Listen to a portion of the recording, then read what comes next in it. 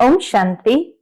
आज 1 जून 2026 के बाबा के अनमोल मधुर महावाक्य सुनेंगे। आज की मुरली से पहले गीत बजा है, आज अंधेरे में है इंसान। तो बाबा कहते हैं अंधेरा किस चीज का है? अज्ञानता का। और उस अज्ञानता के अंधकार को मिटाने के लिए ही कहा गया है, ज्ञान अंजन सतगुरु दिया, अज्ञान अंधेर विनाश। तो बाबा सतगुरु बनकर के इस संसार में आकर के हमारा ज्ञान का तीसरा नेत्र खोलते हैं, और इस तीसरे नेत्र खुलने से ज्ञान की धारणा होने लगती है, जिससे अज्ञान अंधेरे का विनाश होता है। बाबा कहते हैं जितना जितना ज्ञान की धारणा होती जाती है, दैवी मैनर्स आने लगते हैं। और उसमें सबसे अच्छा दैवी मैनर्स है पवित्रता का। पवित्रता का दैवी मैनर्स आने से सब दैवी मैनर्स भी अपने आप आने लगते हैं। और बाबा कहते ये असंभव कार्य सिर्फ परमात्मा ही संभव कर सकते हैं। कोई भी मनुष्य आत्मा या दुनिया का कोई भी दैहिक गुरु किसी को भी ये नहीं कह सकते हैं कि गृहस्थ व्यवहार में रहते हुए इस पवित्रता के दैवी मैनर्स को धारण करो। परमात्मा बाप ही आकर के ये असंभव को संभव करते हैं, ये पवित्रता की धारणा कराते हैं। चाहे घर गृहस्थ में रहने वालों को भी बाबा कहते बच्चे पवित्र बनो, और उससे ही पावन दुनिया की स्थापना होती है। तो सुनते हैं आज के बाबा के अनमोल मधुर महावाक्य। ओम शांति। मीठे बच्चे, बाप की श्रीमत है इस पुरानी दुनिया से अपना मुख मोड़ लो। जीवन मुक्ति के लिए तुम दैवी मैनर्स धारण करो। आज की मुरली से प्रश्न है, कौन से मैनर्स बाप के सिवाय कोई भी सिखला नहीं सकता है? उत्तर है पवित्र बनना और बनाना। यह है सबसे बड़ा दैवी मैनर्स। तुम घर गृहस्थ में रहते पवित्र रहो, यह शिक्षा एक बाप ही देते हैं, दूसरा कोई दे नहीं सकता। तुम बच्चों का बेहद का संन्यास है। बाबा कहते तुम बच्चों का इस समय बेहद का संन्यास है। तुम इस पुरानी दुनिया को ही बुद्धि से भूलते हो। तुम जानते हो पवित्रता की धारणा से बाकी सब मैनर्स स्वतः आ जाते हैं। आज की मुरली से पहले गीत बजा है, आज अंधेरे में है हम इंसान। ओम शांति। बच्चों ने गीत की एक लाइन सुनी, एक तरफ है सारी दुनिया भक्ति मार्ग वाले, और दूसरे तरफ हो तुम बच्चे ज्ञान मार्ग वाले। वह भक्ति की सीढ़ी चढ़ते रहते हैं। दुनिया के बच्चे भक्ति की सीढ़ी चढ़ते रहते हैं, और तुम बच्चे फिर ज्ञान की सीढ़ी चढ़ते हो, भक्ति की सीढ़ी उतरते हो। बच्चे जानते हैं आधा कल्प से भक्ति की सीढ़ी चढ़नी होती है। भक्ति भी पहले अव्यभिचारी होती है, पीछे व्यभिचारी बनती है, बिल्कुल ही अंधश्रद्धा में आ जाते हैं। भक्ति करते करते अव्यभिचारी एक शिव बाबा की भक्ति करते करते फिर धीरे धीरे व्यभिचारी भक्ति हो जाती है अनेकों की, और अंत में अंधश्रद्धा में आ जाते, कुछ भी नहीं समझते। गाते भी है हम अंधियारे में है, सतगुरु के बिगर घोर अंधियारा। सतगुरु बिगर घोर अंधियारा। गुरु तो यहां बहुत है, अब सच्चा गुरु कौन है? साधु संत महात्मा भगत आदि सब साधना करते हैं अथवा याद करते हैं, शास्त्र वेद उपनिषद आदि पढ़ते हैं, फिर भी कहते हैं भगवान जब आए तभी आकर हमारी सद्गति करे। फिर भी कहते हैं भगवान जब आए तब हमारी सद्गति करे। सद्गति दाता को ही पतित पावन कहा जाता है। अभी तुम बच्चे घोर अंधियारे में नहीं हो, धीरे धीरे हम रोशनी में आ रहे, सोजरे में आ रहे हैं।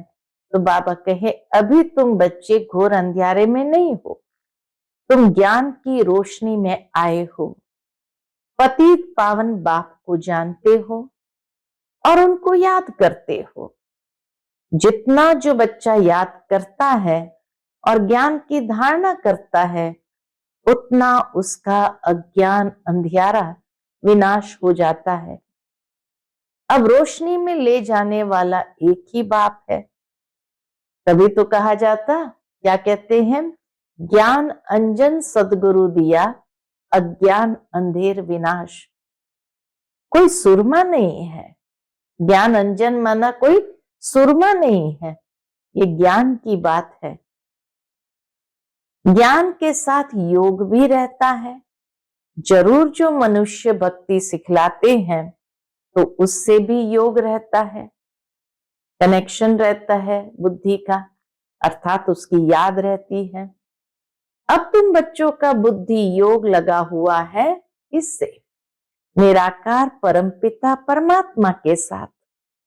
तुम्हारे में भी नंबरवार है और कोई मनुष्य मात्र का परमपिता परमात्मा सर्वशक्तिमान के साथ योग है ही नहीं, सिवाय तुम बच्चों के। तुमको बाप से और मुक्ति जीवन मुक्ति धाम से योग लगाना पड़ता है। एक तो बाबा से योग लगाना है और मुक्ति धाम और जीवन मुक्ति धाम दोनों से योग लगाना पड़ता है। जीवन मुक्ति के लिए दैवी मैनर्स भी बहुत अच्छे चाहिए। इस समय तो सबके मैनर्स आसुरी है। परम पिता परमात्मा के भी गुण गाए जाते हैं ना।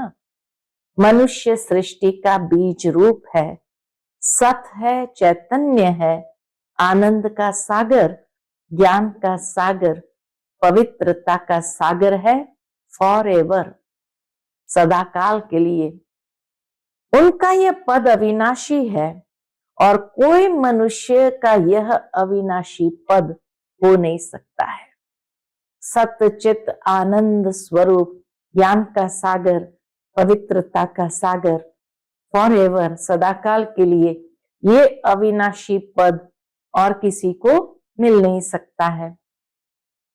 बल अभी तुम ज्ञान का सागर, पवित्रता का सागर बनते हो, परंतु लिमिटेड बनते हो, थोड़े समय के लिए बनते हो। बाप कहते हैं मैं अनलिमिटेड हूं, अर्थात सदाकाल के लिए। तुमको अनलिमिटेड बना नहीं सकता। बाबा ज्ञान का सागर, पवित्रता का सागर बनाते हैं, लेकिन लिमिटेड, थोड़े समय के लिए। नहीं तो फिर सृष्टि का खेल कैसे चले? अगर बच्चों को भी सदाकाल के लिए बना दे तो फिर ये खेल कैसे चले? 84 जन्म कैसे भोगेंगे? तुम फॉर एवर बन नहीं सकते। तुमको लिमिटेड बनाता हूं, 21 जन्मों के लिए तुम बनते हो। 21 पीढ़ी भी लिखा हुआ है, तुम फॉर एवर बनो, ये ड्रामा में कायदा नहीं। बाबा कहे तुम सदाकाल के लिए बनो, ये ड्रामा में कायदा नहीं। मैं तो हूं ही एवर प्योर, मैं रहता ही हूं परम धाम में, मेरे पास ज्ञान पवित्रता आदि है ही है। तुम भूल जाते हो तो इस समय बाप आकर बच्चों को घोर अंधियारे से निकाल ज्ञान और योग से पवित्र बनाते हैं। और कोई ऐसे कह न सके कि मैं परमधाम से आया हूं, अब मुझे याद करो। ये मेरे महावाक्यों की कोई कॉपी कर नहीं सकते। ये महावाक्य की कॉपी कोई कर नहीं सकते। बाबा कहते मैं आता ही हूं तुम बच्चों को 21 जन्म के लिए राजाओं का राजा बनाने। तो बनना चाहिए ना, बनेंगे भी वह जो कल्प पहले बने। तुम जानते हो कितने बच्चे पवित्र बनते हैं, कितने अजामिल जैसे पापी बन जाते हैं। कितने बच्चे पवित्र बनते हैं और कितने बच्चे अजामिल जैसे पापी भी बन जाते हैं, कितने अशुद्ध मैले बन जाते हैं। बाप को आकर मैले कपड़ों को साफ करना पड़ता है। बाबा को ही आकर के मैले कपड़ों को साफ करना पड़ता है। आत्मा ही मैली बनती है। आत्मा को समझाते हैं, क्या समझाते हैं बाबा? तुमको माया ने कितना मैला बनाया है। सिर्फ इस एक जन्म की बात नहीं है, ये तो जन्म जन्मांतर की बात है। जो आत्मा को साफ करने के लिए, आत्मा का मैलापन साफ करने के लिए बाबा ने कौन सा सोप दिया है? लक्ष्य सोप देता हूं, मुझे याद करो तो तुम्हारी आत्मा जो बुझी हुई है वह इस योग से जग जाएगी। जितना जितना मुझ बाप को याद करेंगे, स्मृति दिलाते हैं, तुमको हमने स्वर्ग में भेजा था। ज्योति जगाने के लिए बाबा स्मृति दिलाते हैं, तुमको हमने स्वर्ग में भेजा था, फिर माया ने मैला बना दिया है। अब फिर मैं तुमको स्वर्ग का मालिक बनाने आया हूं। मैं इस ब्रह्मा तन से शिक्षा दे रहा हूं। आत्मा से बात करते हैं। क्या बात करते हैं बाबा? ये बच्चे लौकिक बाप की विस्मृति करो, दे सहित दे के सब संबंधी भूलकर मुझ अपने बाप को याद करो तो तुम्हारी आत्मा साफ होती जाएगी। फिर तुमको शरीर भी भविष्य में नया मिलेगा। फिर तत्व आदि सब नए सतो प्रधान हो जाते हैं। बाप कहते हैं अब इस पुरानी दुनिया को भूलते जाओ। कितना प्यार से बाबा कहते, अब इस पुरानी दुनिया को भूलते जाओ, मुझे याद करो तो तुम मेरे पास आकर फिर स्वर्ग में जाएंगे। ये पुरानी दुनिया है, इसमें कोई चीज बनाते हैं तो उस पर नया नाम रख देते हैं। जैसे नई दिल्ली, पुरानी दिल्ली कहते हैं, परंतु दुनिया तो पुरानी ही है। सारी दुनिया में भले कुछ नया बनाते भी है तो भी दुनिया तो पुरानी ही है। अब तुम बच्चों का इस पुरानी दुनिया से बुद्धि योग बिल्कुल हट जाना चाहिए। हम आत्माओं का स्वीट होम व निर्वाण धाम है, वहां जाना है। अपने को आत्मा निश्चय करना पड़े।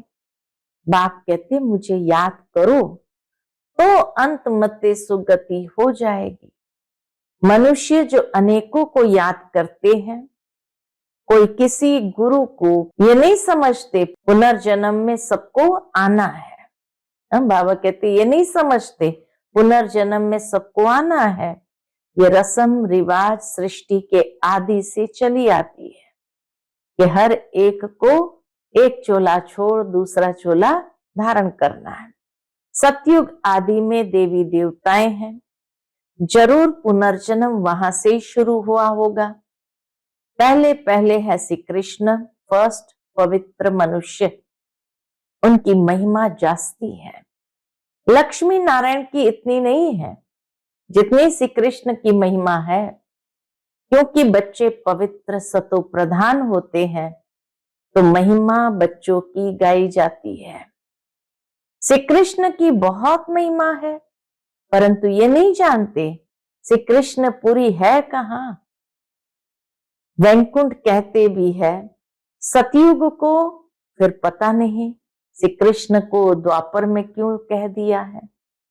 बाबा कहते वैकुंठ कहते भी है सतयुग को, फिर पता नहीं श्री कृष्ण को द्वापर में क्यों कह दिया है।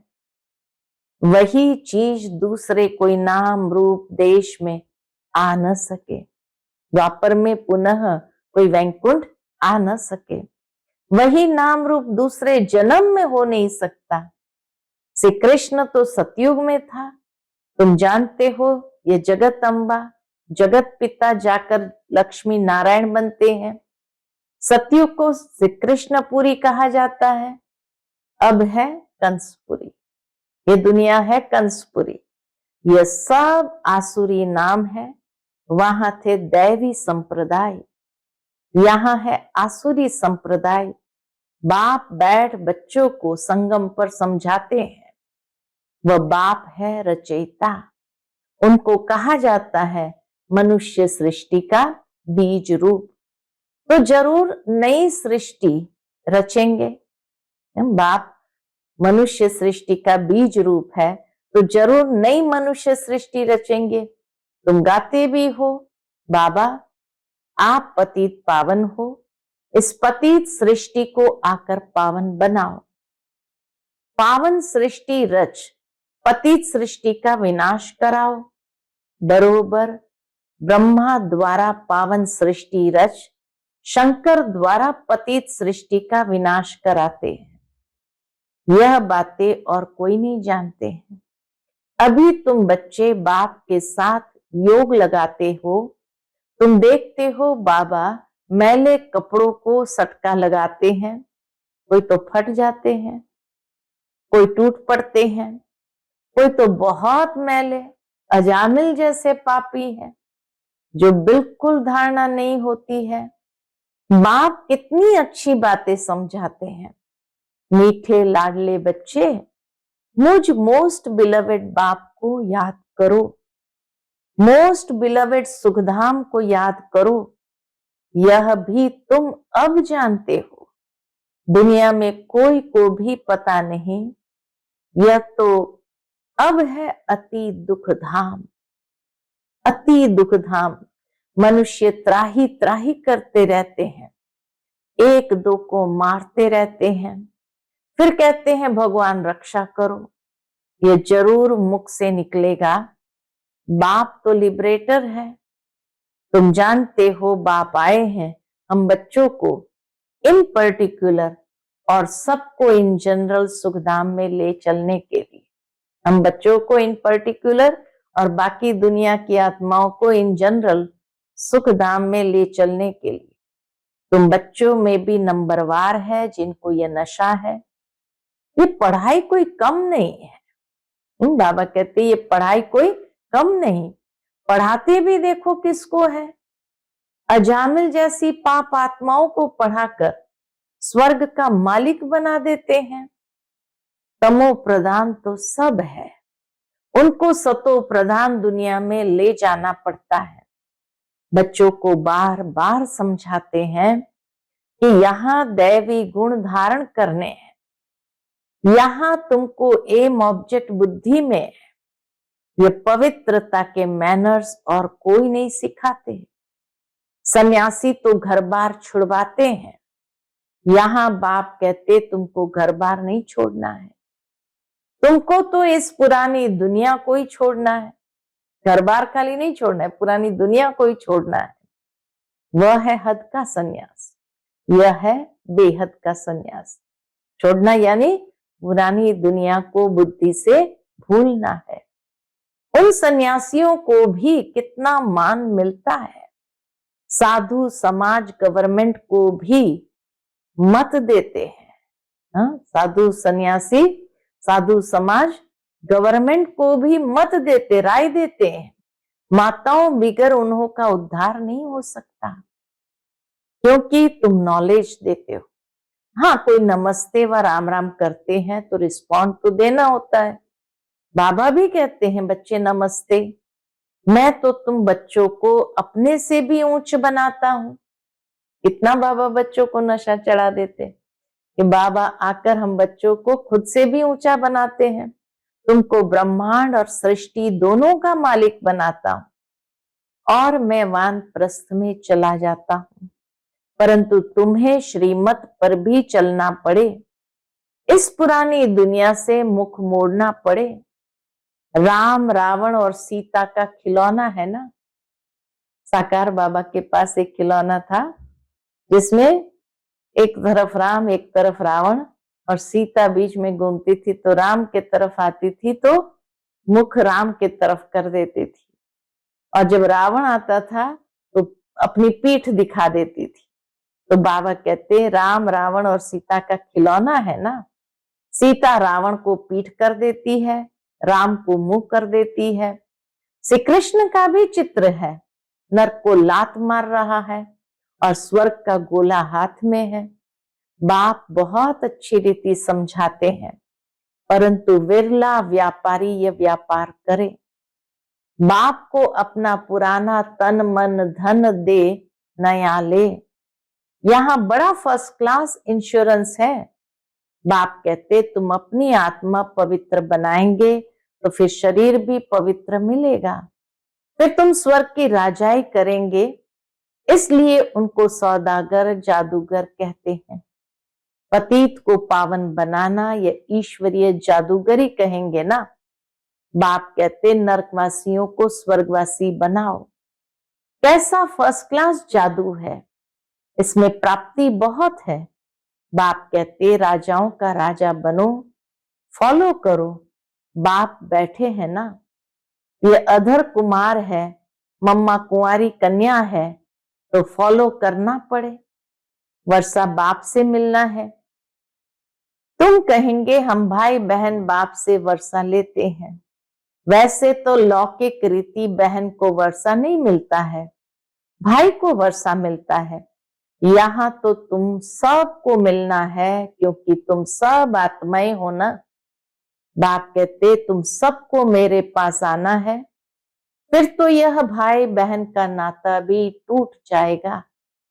वहां है बाप और बच्चों का नाता, परमधाम में है सिर्फ बाप और बच्चों का नाता, निर्वाण धाम में। इसीलिए कहते हैं वी आर ऑल ब्रदर्स। परमधाम में, निर्वाण धाम में हमारा नाता है खाली बाप और बच्चों का, तभी कहते हैं वी आर ऑल ब्रदर्स। अगर ईश्वर को सर्वव्यापी कहे तो फिर फादरहुड हो जाता है। इस सर्वव्यापी के ज्ञान ने कितना नुकसान किया है। अब तुम बच्चों पास बाप की याद है, अब तुम बच्चों के पास बाप की याद है। बाप को याद करने में ही मेहनत जाती है, ऐसे भी नहीं तुमको कोई निष्ठा में बिठाए। तुमको तो लक्ष्य मिला हुआ है। यहां तो तुम मुरली सिर्फ बैठ सुनाते हो, योग तो तुम्हारा सदैव रहता है। मुरली सुना फिर चलते फिरते याद में रहना है। हम यात्रा पर जा रहे हैं, जितना हो सके याद में रहना है। 8 घंटा सर्विस करो, वह भी छूट है, बाकी टाइम देना है। मूल बात है ही पवित्रता की। सारा ज्ञान का सार कहो तो पावन बनना, पवित्रता की। तुम जानते हो यह है कांटों का फॉरेस्ट, कांटों का जंगल। एक दो को कांटा लगाते रहते हैं। अब बाप कहते श्रीमत पर चलो। शिव बाबा भी बात करते हैं, ब्रह्मा भी बात करते हैं। एक तन में है दोनों, तो दोनों ही बात करते हैं। परंतु तुम जानते हो शिव बाबा हमको पढ़ाते हैं, तुम स्टूडेंट्स हो।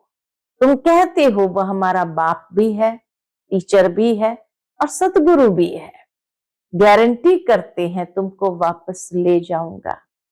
शिव बाबा की गारंटी है कि वापस तुम्हें जरूर ले जाऊंगा। ऐसे कोई गारंटी कर न सके। ये बाप ही कहते हैं, गॉड फादर ही सुख देने वाला धर्म स्थापन करते हैं। सुख देने वाला धर्म स्थापन करते हैं। उस बाप को कोई जानते नहीं है। अगर बाप को जाने तो बाप की प्रॉपर्टी को भी जान जाए। बाप को ही नहीं जानते तो उसकी प्रॉपर्टी को कहां से जानेंगे। अच्छा, मीठे मीठे सिकिल दे बच्चों प्रति माता पिता बाप दादा का याद प्यार और गुड मॉर्निंग। रूहानी बाप की रूहानी बच्चों को नमस्ते। हम सब रूहानी बच्चों की रूहानी माता पिता बाप दादा को याद प्यार, गुड मॉर्निंग और नमस्ते। नमस्ते। शुक्रिया बाबा, शुक्रिया। आज की मुरली से धारणा के लिए मुख्य सार है। पहली पॉइंट, एम ऑब्जेक्ट को सदा सामने रख दैवी गुण धारण करने हैं। सतो प्रधान दुनिया में चलने के लिए पवित्रता के मैनर्स अपनाने हैं। दैवी गुण धारण करने हैं और पवित्रता के मैनर्स अपनाने हैं। बुद्धि से बेहद का संन्यास करना है। दूसरी पॉइंट, मोस्ट बिलवेड बाप को और अपने सुखधाम को याद करना है। इस दुख धाम से बुद्धि का योग निकाल देना है। आज का बाप दादा का मधुर वरदान हम बच्चों के प्रति है, सर्व के गुण देखने व संतुष्ट करने की उत्कंठा द्वारा सदा एक रस उत्साह में रहने वाले गुण मूरत भव। सर्व के गुण देखने व संतुष्ट करने की उत्कंठा द्वारा सदा एक रस उत्साह में रहने वाले गुण मूरत भव। सदा एक रस उमंग उत्साह में रहने के लिए जो भी संबंध में आते हैं उन्हें संतुष्ट करने की उत्कंठा हो। जिसको भी देखो उससे हर समय गुण उठाते रहो। सर्व के गुणों का बल मिलने से उत्साह सदा काल के लिए रहेगा। उत्साह कम तब होता है जब औरों के भिन्न भिन्न स्वरूप, भिन्न भिन्न बातें देखते सुनते हो।